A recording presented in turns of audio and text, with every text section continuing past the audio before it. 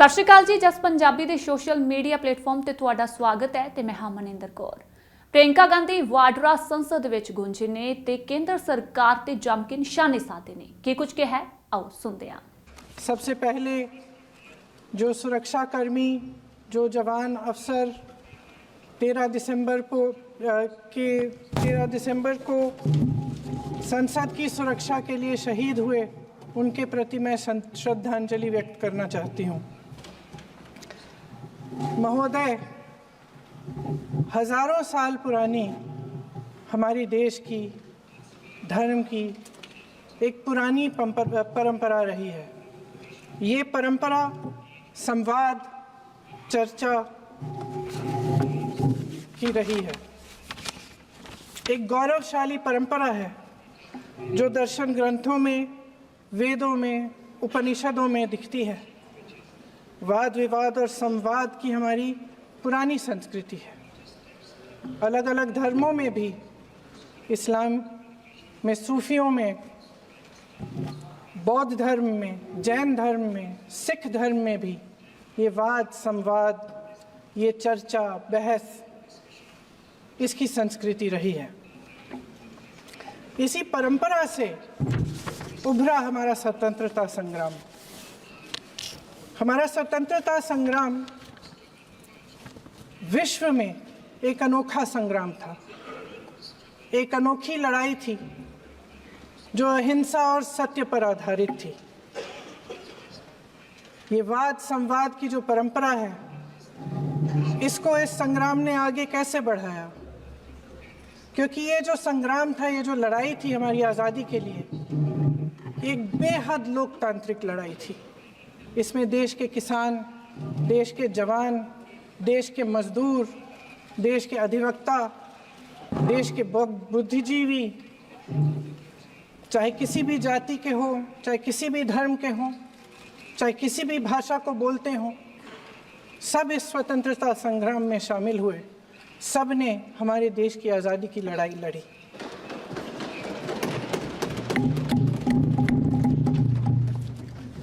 और उसी आज़ादी की लड़ाई से एक आवाज़ उभरी जो हमारी देश की आवाज़ थी। वो आवाज़ ही आज हमारा संविधान है। साहस की आवाज़ थी, हमारी आज़ादी की आवाज़ थी, और उसी की गूंज ने हमारे संविधान को लिखा और बनाया। ये सिर्फ एक दस्तावेज नहीं है। बाबा साहेब अम्बेडकर, मौलाना आज़ाद जी, राजगोपालाचारी जी और जवाहरलाल नेहरू जी और उस समय के तमाम नेता, जैसे आपने कहा, इस संविधान को बनाने की जो कार्य में सालों के लिए जुटे रहे। हमारा संविधान इंसाफ, उम्मीद, अभिव्यक्ति और आकांक्षा की वो ज्योत है जो हर हिंदुस्तानी के दिल में जलती है। अध्यक्ष महोदय, इस ज्योत ने हर एक भारतीय को ये पहचानने की शक्ति दी कि उसे न्याय मिलने का अधिकार है, कि उसमें अपने अधिकारों के लिए आवाज़ उठाने की क्षमता है, कि जब वो आवाज़ उठाएगा तो सत्ता को उसके सामने झुकना पड़ेगा। इस संविधान ने हर एक देशवासी को ये अधिकार दिया कि वो सरकार बना भी सकता है और सरकार बदल भी सकता है। ये ज्योत जो हर हिंदुस्तानी के दिल में जलती है, उसने हर हिंदुस्तानी को ये विश्वास दिया कि देश की संपत्ति में, देश की दौलत में, संसाधनों में उसका भी हिस्सा है, कि उसे एक सुरक्षित भविष्य की उम्मीद का अधिकार है, कि देश बनाने में भी उसकी भागीदारी है। उम्मीद और आशा की ये ज्योत मैंने देश के कोने कोने में खुद देखी है। उन्नाव में मैं एक रेप पीड़िता के घर गई,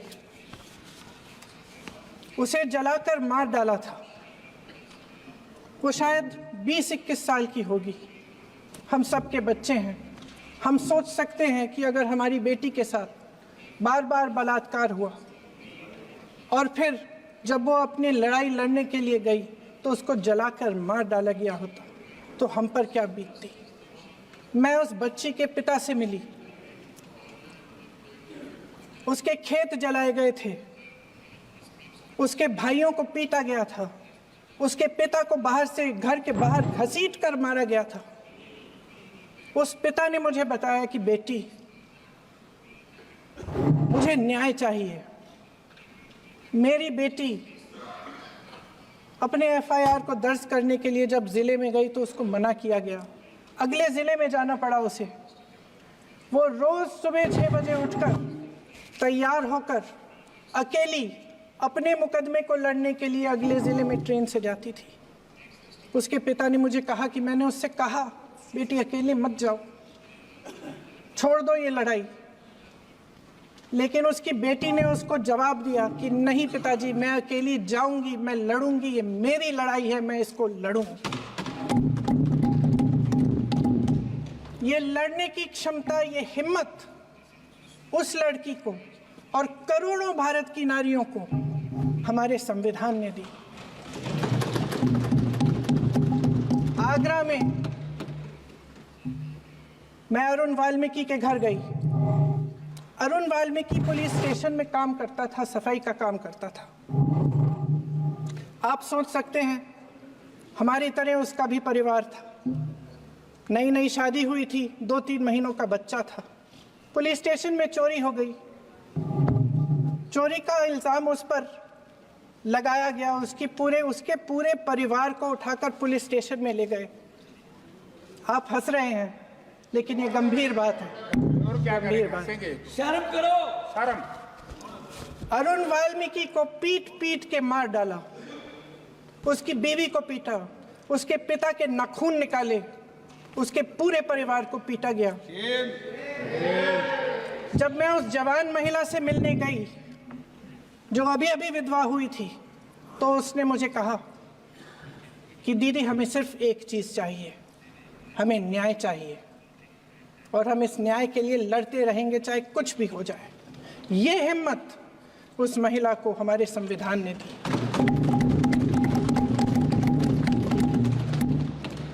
संभल के कुछ लोग आए थे हमसे मिलने जो मृतकों के परिवार के सदस्य थे।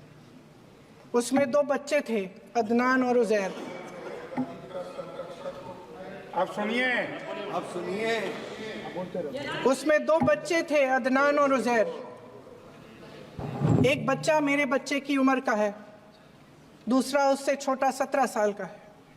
दर्जी के बेटे थे।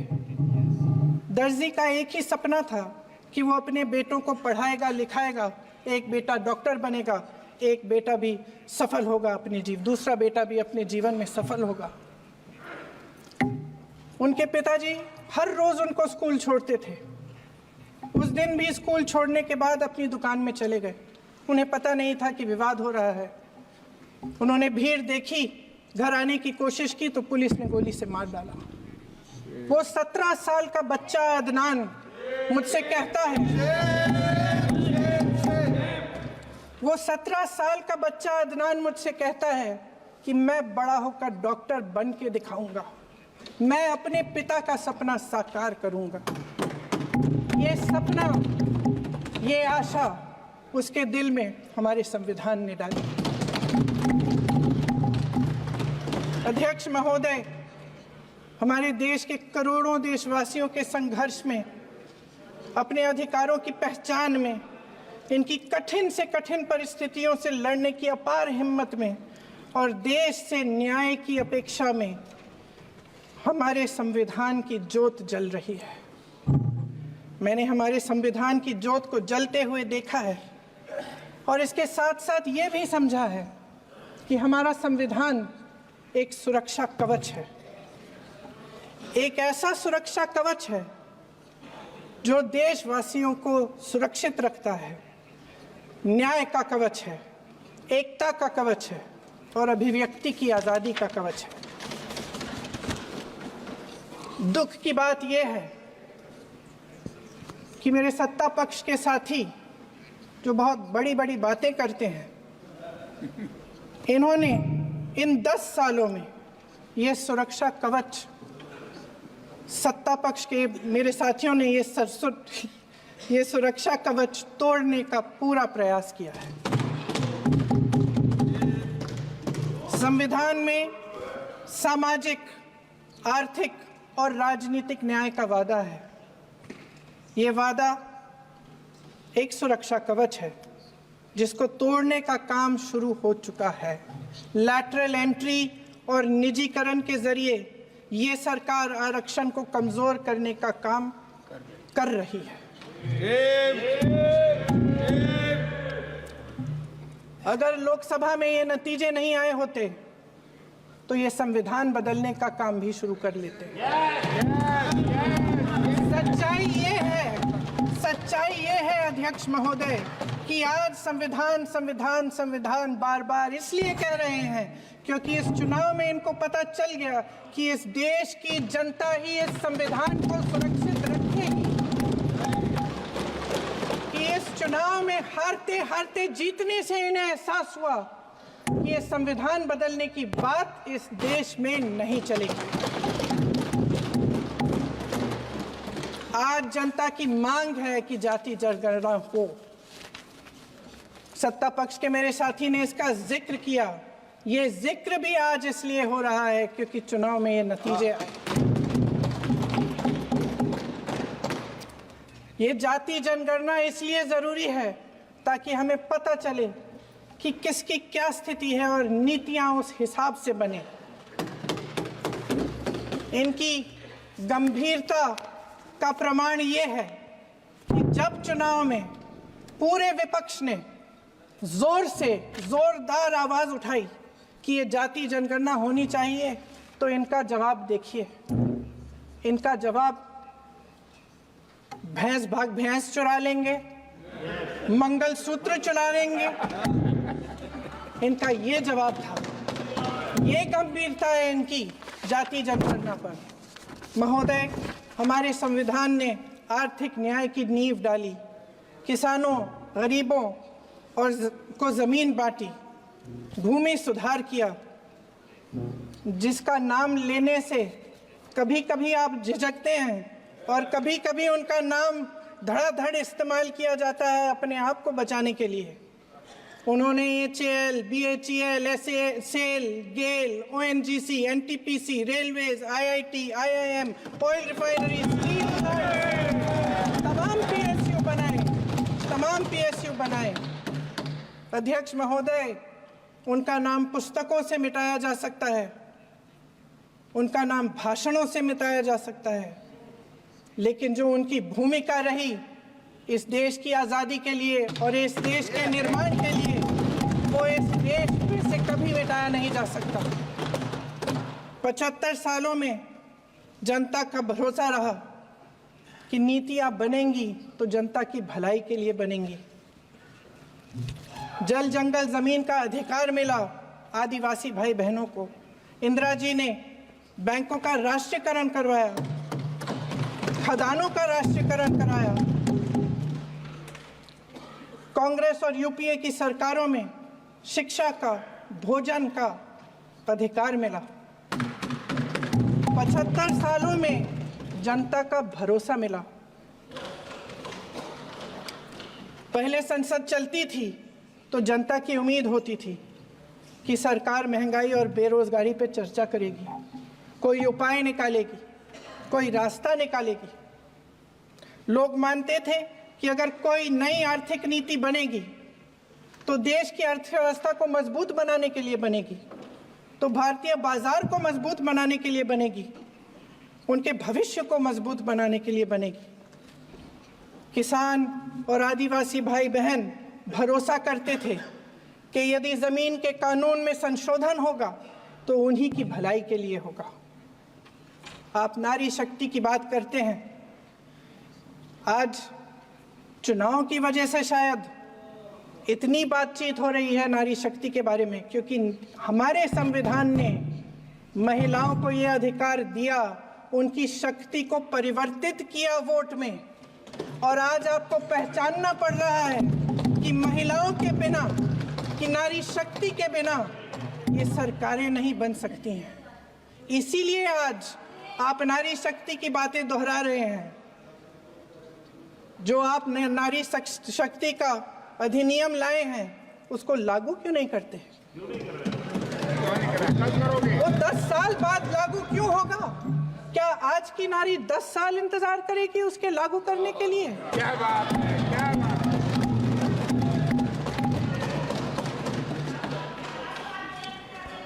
आज संसद में बैठे हुए सत्ता पक्ष के मेरे साथी ज्यादा से ज्यादा अतीत की बातें करते हैं। 1921 में क्या हुआ, कब हुआ, नेहरू जी ने क्या किया। अरे वर्तमान की बात करिए, देश को बताइए आप क्या कर रहे हैं, आपकी जिम्मेदारी क्या है? कि सारी जिम्मेदारी जवाहरलाल नेहरू की है। अध्यक्ष महोदय जी, ये सरकार आर्थिक न्याय का सुरक्षा कवच तोड़ रही है। आज संसद में बैठी ये सरकार बेरोजगारी और महंगाई से जूझ रही हमारी जनता को क्या राहत दे रही है? कृषि के कानून भी बड़े बड़े उद्योगपतियों के लिए बन रहे हैं। सही एमएसपी को छोड़िए, डीएपी तक नहीं मिल रहा है।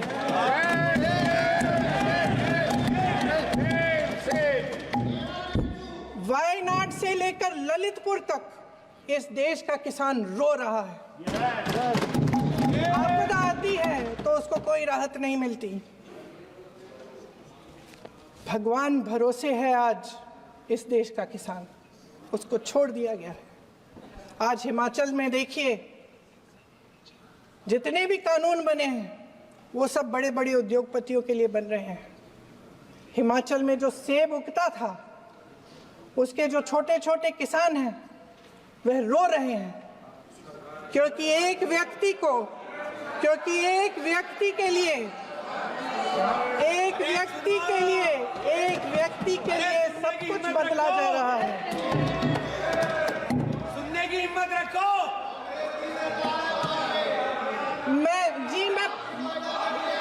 अध्यक्ष महोदय जी, अध्यक्ष महोदय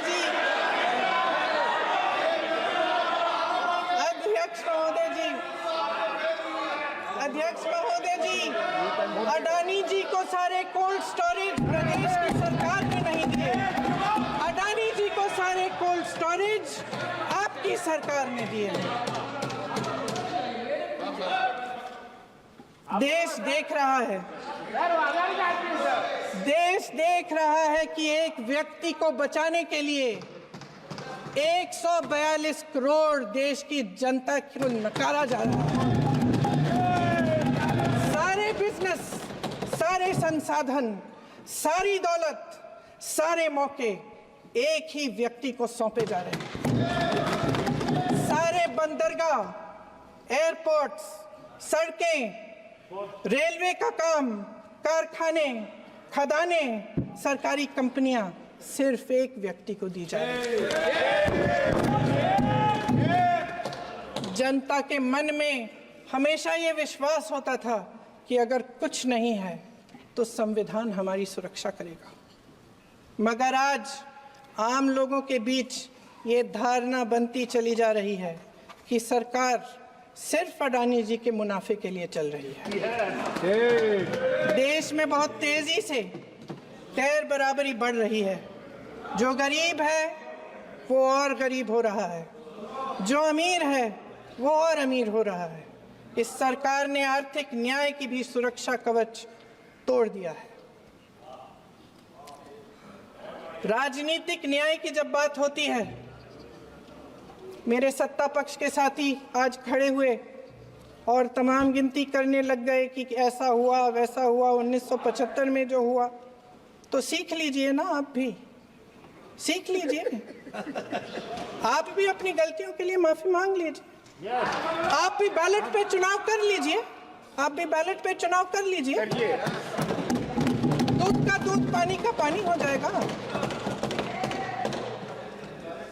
आप राजनीतिक न्याय की बात करते हैं, सरकारों को पैसों के बल पर गिरा देते हैं।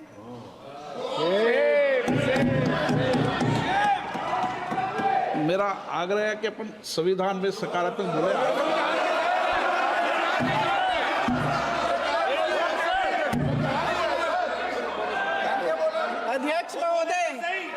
अध्यक्ष महोदय, सत्ता पक्ष के हमारे साथी ने एक उदाहरण दिया उत्तर प्रदेश की सरकार का, तो मैं भी एक उदाहरण दे देती हूँ महाराष्ट्र की सरकार का।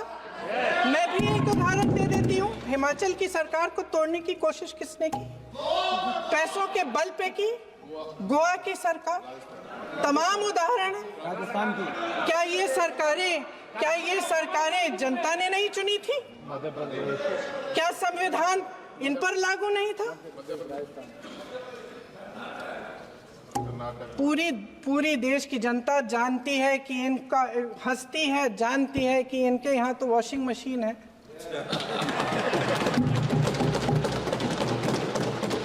तो यहाँ से वहां जाता है, वो धुल जाता है। इस तरफ दाग, उस तरफ स्वच्छता। और मेरे कई ऐसे साथी हैं जो इस तरफ होते थे उस तरफ चले गए,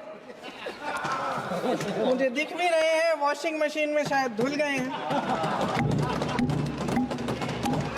अध्यक्ष महोदय, जहां भाईचारा और अपनापन होता था, जहां हमारे संविधान ने एकता का सुरक्षा कवच दिया था, वहां शक और घृणा के बीज बोए जा रहे हैं। एकता का सुरक्षा कवच तोड़ा जा रहा है। प्रधानमंत्री जी यहाँ सदन में संविधान की किताब को यूं माथे से लगाते हैं, लेकिन संभल में, हाथरस में, मणिपुर में जब न्याय की गुहार आती है, उठती है, तो उनके माथे पे शिकन तक नहीं आता।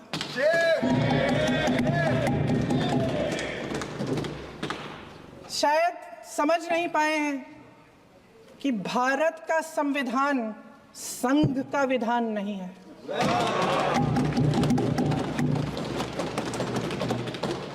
भारत के संविधान ने हमें एकता दी, हमें आपसी प्रेम दिया। उस मोहब्बत की दुकान जिस पर आपको हंसी आती है, उसके साथ करोड़ों देशवासी चले। करोड़ों देशवासियों के दिल में एक दूसरे के लिए प्रेम है, घृणा नहीं है।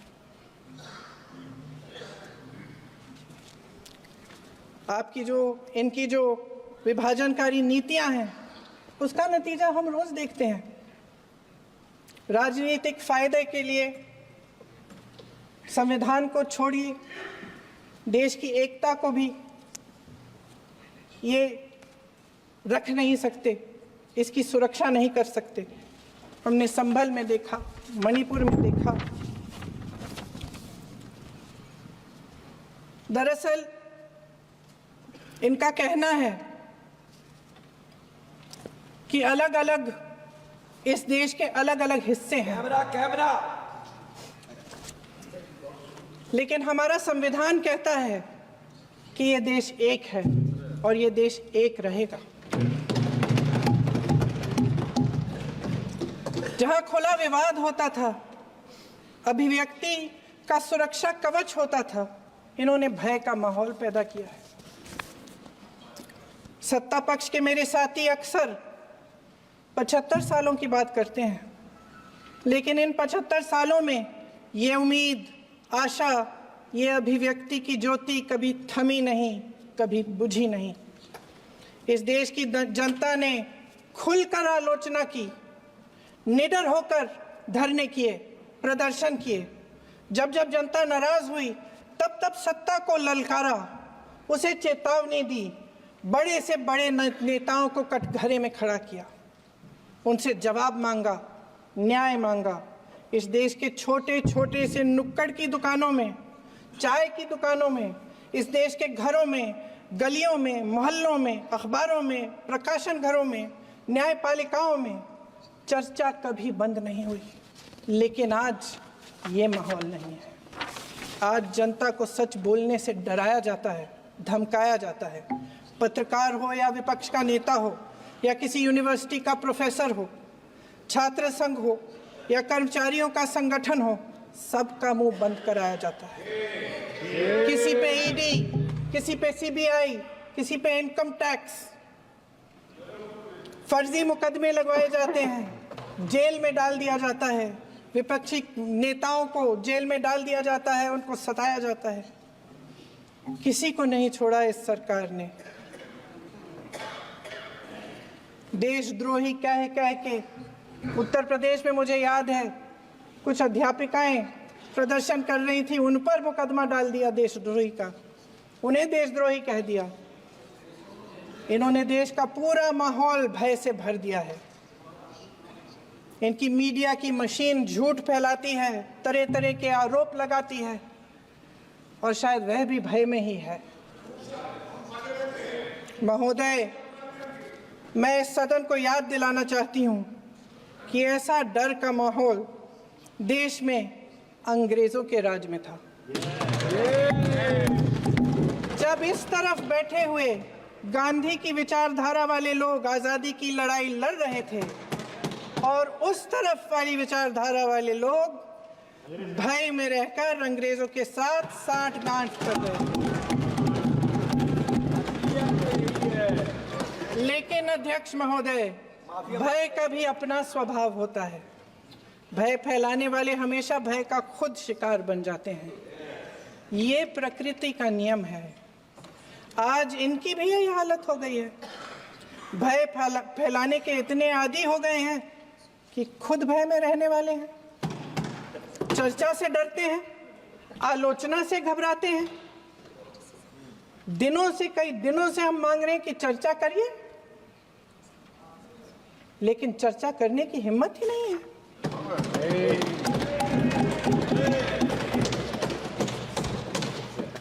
एक कहानी होती थी अध्यक्ष महोदय, शायद बचपन में आपने भी सुनी होगी। राजा भेष बदलकर बाजार में आलोचना सुनने जाता था। ये सुनने जाता था कि प्रजा मेरे बारे में क्या कह रही है, मैं सही रास्ते पे चल रहा हूं कि नहीं। लेकिन आज का राजा, भेष तो बदलते हैं आज के राजा, शौक तो है उनको भेष बदलने का, लेकिन न जनता के बीच जाने की हिम्मत है और न आलोचना सुनने की। महोदय, मैं तो सदन में नहीं हूं।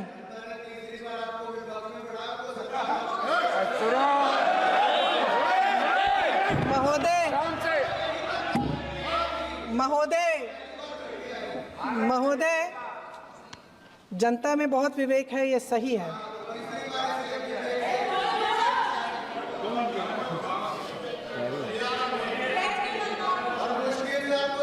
अच्छा महोदय, मैं सदन में नहीं हूँ, कुछ हाँ ठीक है, मैं सदन में नहीं हूँ, मात्र 15 दिनों से आ रही हूँ। लेकिन मुझे ताज्जुब होता है कि इन 15 दिनों में इतनी बड़े इश्यूज हैं, इतनी बड़ी बातें हैं, प्रधानमंत्री जी मात्र एक दिन के लिए शायद 10 मिनट के लिए दिखे हैं सदन। बात यह है अध्यक्ष महोदय जी कि ये देश भय से नहीं, साहस और संघर्ष से बना है। इसको बनाने वाले देश के किसान, जवान, देश के करोड़ों मजदूर और गरीब जनता है। संविधान इनको साहस देता है।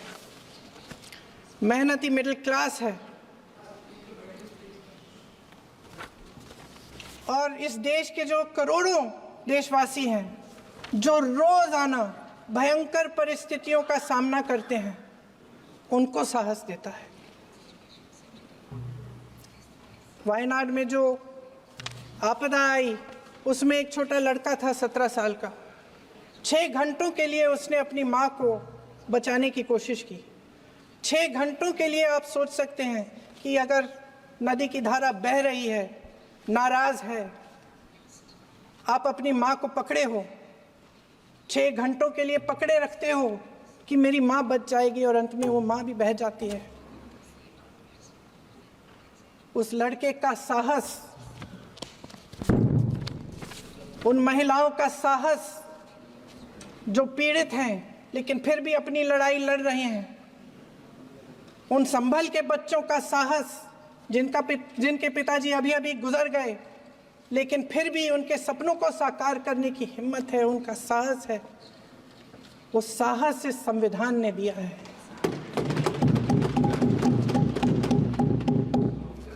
वो आत्मविश्वास इस संविधान ने दिया है। ये देश भय से नहीं चल सकता, ये देश साहस से ही चलेगा। भय की भी सीमा होती है, और जब वो सीमा पार हो जाती है, जब किसी को इतना दबाया जाता है कि उसको लगने लगता है कि अब मेरे पास खोने के लिए कुछ नहीं है, तब उसमें एक ऐसी शक्ति पैदा होती है जिसके सामने कोई कायर खड़ा नहीं हो सकता। ये देश कायरों के हाथों में ज्यादा देर तक कभी नहीं रहा है। ये देश उठेगा, ये देश लड़ेगा, सत्य मांगेगा, सत्यमेव जयते। जय हिंद।